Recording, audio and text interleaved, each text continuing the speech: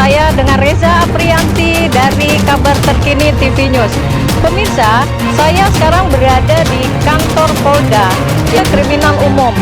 Nah, pemirsa, kebetulan kami di sini ada undangan ya untuk mengenai perihal masalah yaitu wanita yang sedang membawa senjata di Istana Presiden. Nah, kebetulan pada saat itu ketahuan dengan seorang polisian. Nah, oke pemirsa, kita tersebut pemirsa ternyata airsoft gun ya pemirsa ya. Nah, ini pemirsa cukup banyak sekali wartawan kita pemirsa, dari berbagai macam wartawan ya pemirsa. Oke pemirsa, selamat sore, sampai berjumpa lagi. Saya dengan Reza Aprianti, selamat siang, wassalam.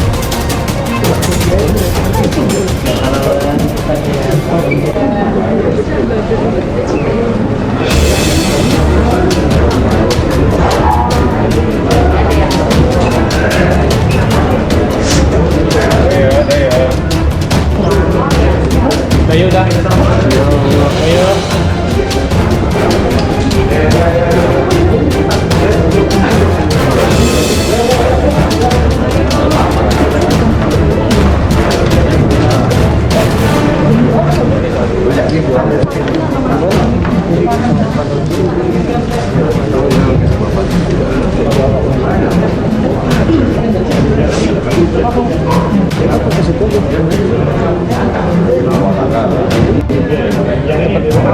Masuk aja, nggak apa-apa kok. Sama-sama media gantian emang.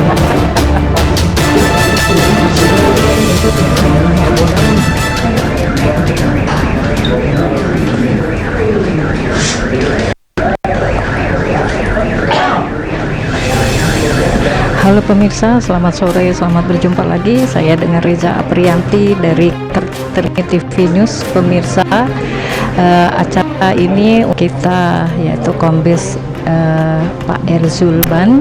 Nah, dia sedang mau mengasih perahan kepada seluruh wartawan mengenai kejadian yang dibawa oleh si wanita tersebut.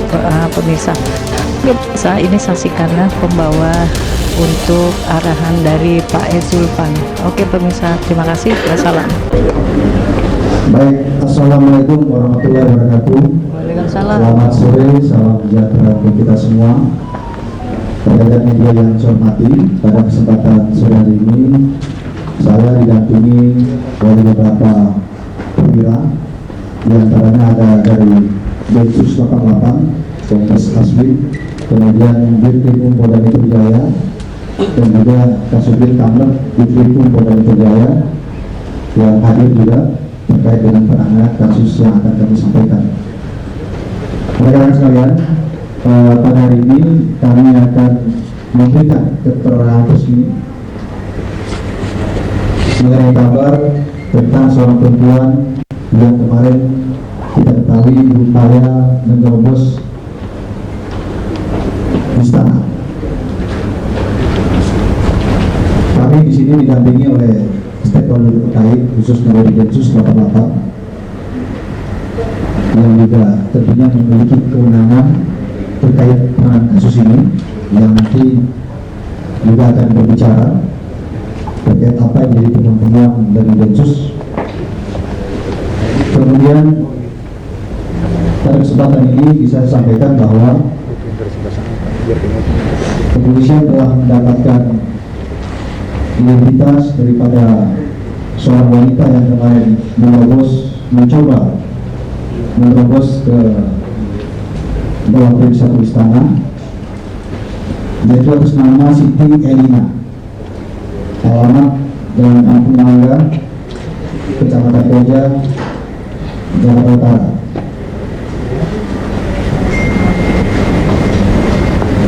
Kemudian rekan-rekan, terkait dengan apa yang terjadi kemarin, bisa saya sampaikan bahwa pada hari Selasa tanggal 25 Oktober tahun 2022 sekitar pukul 07:10 waktu Indonesia Barat, tersangka yang kita ketahui bernama Siti Elina berjalan mendekati anggota Pas Pampres yang bertugas jaga di depan pagar Istana Negara Jalan Merdeka Utara, Jalan Bagusan. Selanjutnya tersangka setelah ini mengeluarkan senjata api yang kita ketahui ilegal dari dalam tas ransel warna hitam, kemudian seketika mengarahkan dan memegang senjata tersebut yang kita ketahui berdus FM ke arah anggota Pas Pampres. Kemudian tersangka ini berusaha menerobos pembatas area steril atau ring 1 Istana Negara dengan menodongkan senjata ke anggota Pas Pampres. Kemudian dengan kesigapan yang dilakukan oleh anggota Pas Pampres ini berhasil mengamankan senjata dan juga mengamankan saudari Siti Elina, kemudian menyerahkannya kepada petugas polisi lalu lintas yang sedang melakukan pengaturan di depan istana pada saat itu. Kemudian dilakukan pengamanan oleh petugas kepolisian dan selanjutnya dilakukan pemeriksaan lebih lanjut yang nanti akan secara detail disampaikan oleh Dirkrimum dan juga dari Densus 88. Terkait penanganan di lapangan, kami pastikan sudah berjalan sesuai dengan SOP yang telah ada. Kemudian juga setelah itu kita lakukan pendalaman dengan melibatkan Densus 88. Kemudian sesuai dengan apa yang telah disampaikan oleh Bapak Kapolda Metro Jaya, kami dari Polda Metro Jaya khususnya mengapresiasi keberhasilan Pas Pampres dan juga anggota Polantas yang dengan sigap dapat mencegah timbulnya korban dan bergerak cepat, secara tepat dan terukur.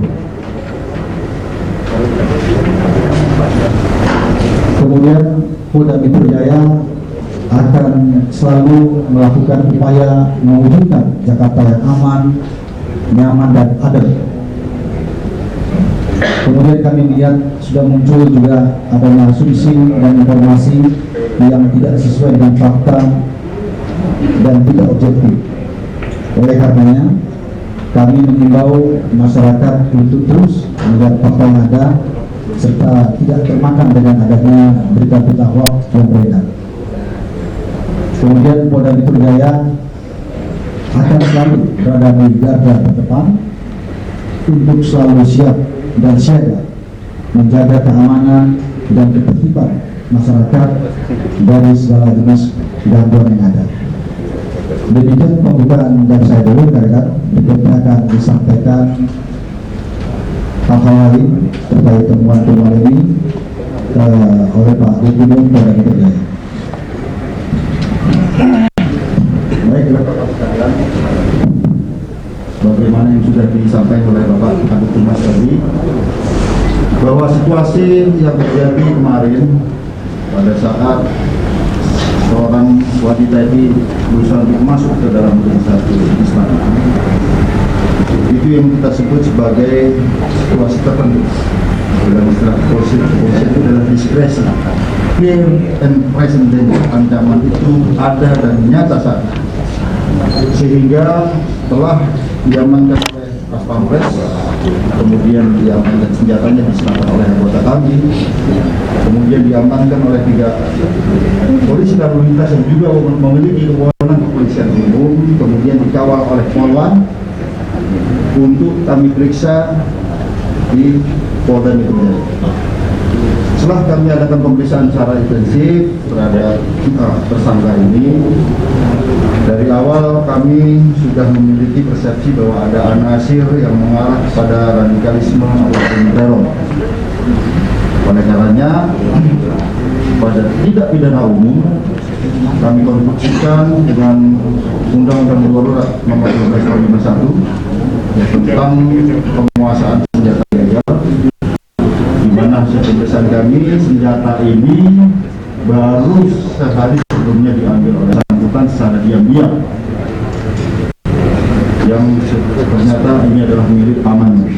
Nah, kemudian dibawa saat akan membawa ke istana, dan dari sinilah kita sita Dan kemudian kita konstruksikan juga dengan pasal 335 KUHP karena adanya paksaan baik fisik maupun psikis sehingga orang bisa berbuat atau tidak berbuat, sehingga pada saat itu petugas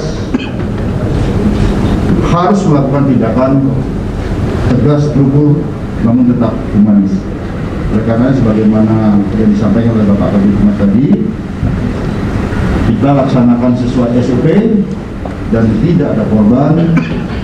Dan setelah kami adakan pemeriksaan, ternyata memang benar hasil pemeriksaan kami, tersangka ini juga mengarah kepada hal-hal terkait radikalisme dan juga teror yang lebih lanjut nanti akan dijelaskan oleh pihak Densus 88. Karena setelah itu kita adakan penggeledahan di rumahnya dan sebagainya. Saya kira demikian, kami persilakan Pak Ketum.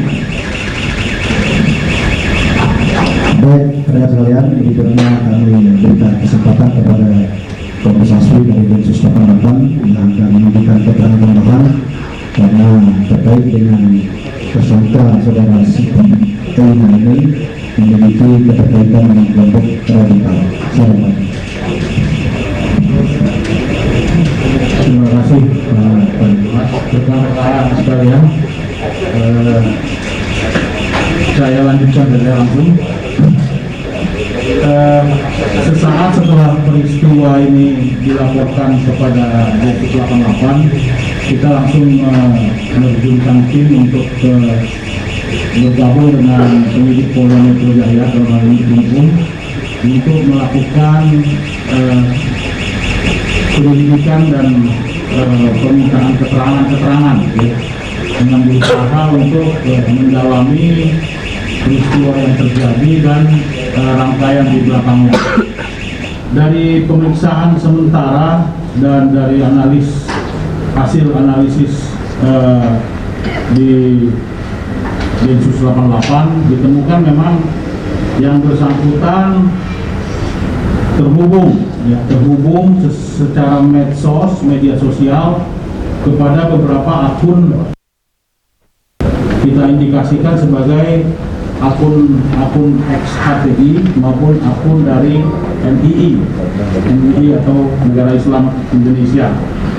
Nah, setelah pemeriksaan akun atau analis dilakukan, ditemukan dua orang lainnya yang juga terhubung dengan kelompok NII Jakarta, yaitu seorang dengan atas nama BU dan atas nama JM, di mana BU dengan JM ini memang diketahui sudah berbaiat kepada Amir atau kepada Negara Islam Indonesia, sehingga kemudian hasil koordinasi kita menyimpulkan bahwa penanganan ini harus juga melibatkan atau menerapkan undang-undang tentang penanggulangan tindak pidana terorisme. Sebab itu mulai dari kemarin kita sudah terus berdampingan dengan penyidik Polda Metro Jaya untuk terus mendalami kasus ini. Memang dari Densus sendiri di pemeriksaan awal ini masih mencoba untuk menganalisis keterhubungan dulu dengan teroris network atau jaringan-jaringan kelompok yang ada, karena motivasi yang bersangkutan untuk datang ke sana dan melakukan itu apa, ini masih terus kita dalami, tidak semata-mata dari keterangan, nanti akan kita coba analisis dari fakta-fakta lainnya yang sudah ada. Kemudian kita lanjutkan dengan kegiatan penggeledahan yang kemudian menemukan ada beberapa senjata lain, ya. Ada air gun dan ada senjata tajam yang berbentuk pistol di kediaman yang bersangkutan. Semuanya sudah diamankan. Saya lihat sekarang sudah digelar oleh penyidik Jaya di hadapan kita. Nanti mungkin bisa sambil dijelaskan seperti apa barang-barang yang ada di hadapan kita sekarang ini. Nah, oleh karena itu untuk sementara ini pihak Densus akan terus terlibat dalam penanganan perkara ini sambil kita akan mendalami untuk melihat sangkaan atau dugaan kelompok teror mana yang terkait dengan yang bersangkutan, dan nantinya dugaan persangkaan pasal apa yang akan diterapkan kepada si pelaku atau tersangka ini. Saya kira dari Densus cukup sekian, loh. Jadi mungkin kami kembalikan ke Pak Kabid Humas untuk keterangan selanjutnya. Terima kasih Pak Aswin dari Densus 88 telah memberikan keterangan. Rekan sekalian, berikutnya sebelum kami perlihatkan barang bukti yang berhasil diamankan oleh penyidik, termasuk dalam pengembangan kemarin, kami persilakan ini kalau ada satu dua pertanyaan. Ya, silakan. Pak, pasca penangkapan dan pemeriksaan wanita tersebut kan ada dua penangkapan ya Pak, BU dan JM. Nah, keterkaitan antara wanita ini dengan BU dan JM itu apa ya Pak? Terima kasih Pak. Baik ya, langsung saja jawab ya. Silakan Pak.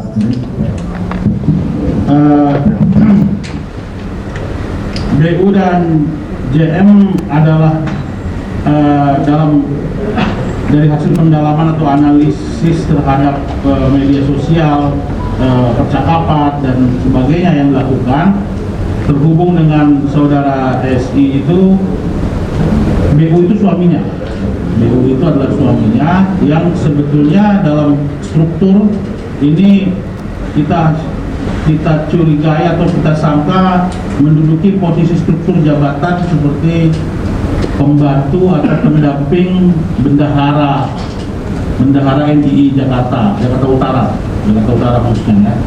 Sedangkan JM itu adalah murabi atau guru yang mengajarkan atau yang mendoktrin yang bersangkutan.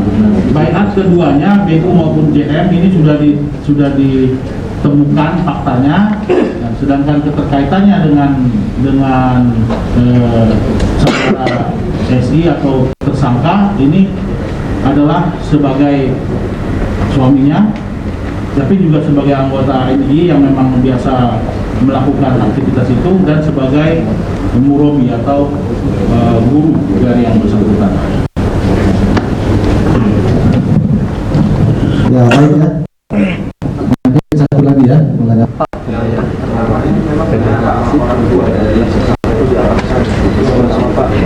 Soal terkait dengan kejadian yang pelaku itu ada kaitannya juga Pak dengan ini, dan pelaku dengan mulai anak itu bisa cerai dengan Ya, silakan Pak. Ini yang masih harus didalami ya, karena kita tidak bisa menyimpulkan seseorang terpapar radikal dari satu sisi saja. Jadi memang dari konten-konten medsos dan percakapan sosial media yang dia ikuti mengarah kepada satu kelompok. Namun demikian, pengajian ataupun yang bersifat pertemuan fisik ini masih terus didalami. Siapa yang ada di sana dan apa materi yang disampaikan, ini pertanyaan yang harus menunggu hasil penyelidikan dan penyidikan lanjutan. Sementara untuk keluarga saat ini dari pihak Densus tidak melakukan penahanan atau penangkapan terhadap keluarganya. Mungkin nanti dari pihak Tribun akan melihat juga bagaimana keterkaitan dari pihak-pihak yang lain. Jadi lagi gitu ya.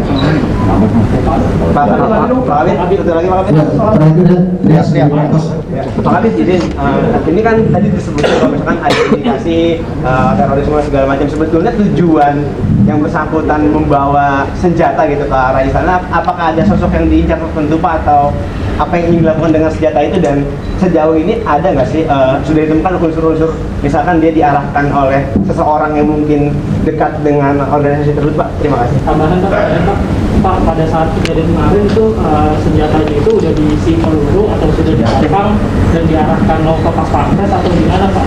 Dan statusnya SI ini Sekarang. sudah pengantin atau gimana Pak? Terima kasih Pak. Tersangka status. Baik ya, akan dijawab dulu pertama oleh Pak Dirkrimum terkait dengan senjata, kemudian nanti dilanjutkan oleh Pak Aswandi dan Suswara. Baik, jadi hasil pemeriksaan kami sementara dari keterangan daripada tersangka itu dan juga hasil penyelidikan kami dari bukti digital maupun di massa bahwa ternyata yang bersangkutan ini sudah 3 kali datang ke wilayah istana. Namun pada hari kemarin tanggal 25 ternyata yang bersangkutan ini memang sudah berjalan dari Kodamar saat yang bersangkutan diam-diam mengambil senjata ini. Kemudian dia datang ke istana. Sebenarnya hasil pemeriksaan kita tujuannya adalah ingin bertemu Pak Jokowi untuk menyampaikan bahwa Indonesia ini salah karena dasarnya bukan Islam, tapi ideologinya adalah Pancasila.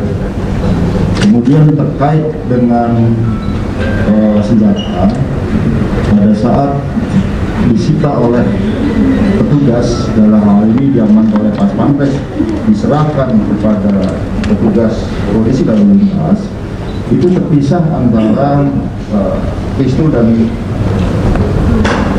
magazin. Ini terpisah dan di dalam magazinnya itu ada satu selongsong, artinya tanpa proyektil. Nah, ini masih kita dalami, kita bekerja sama dengan laboratorium balistik metalurgi forensik, ya, apakah berfungsi atau tidak terhadap senjata ini dan menuju pasal yang kami kita pesan. Saya kira demikian ya, mungkin Pak Kevin kami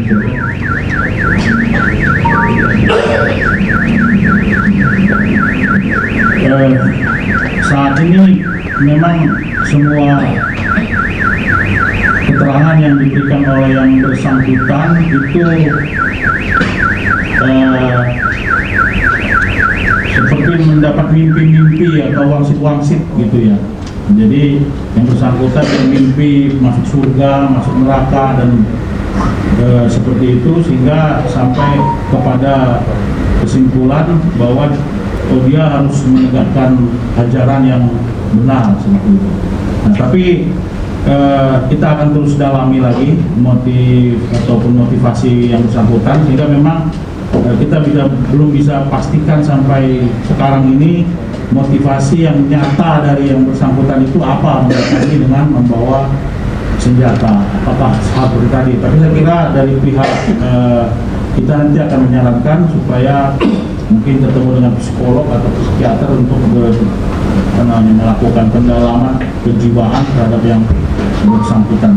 Mudah-mudahan dalam waktu dekat kita bisa ungkap, karena memang kita ingin seperti tadi pesan yang disampaikan oleh Pak Kapolda, supaya kita nih hidup damai, aman, tenang, tentram, adem gitu Bang ya, semuanya. Saya kira demikian. Pak, sama satu lagi Pak, di sini Pak, barang buktinya. Nanti kita perlihatkannya barang bukti ya.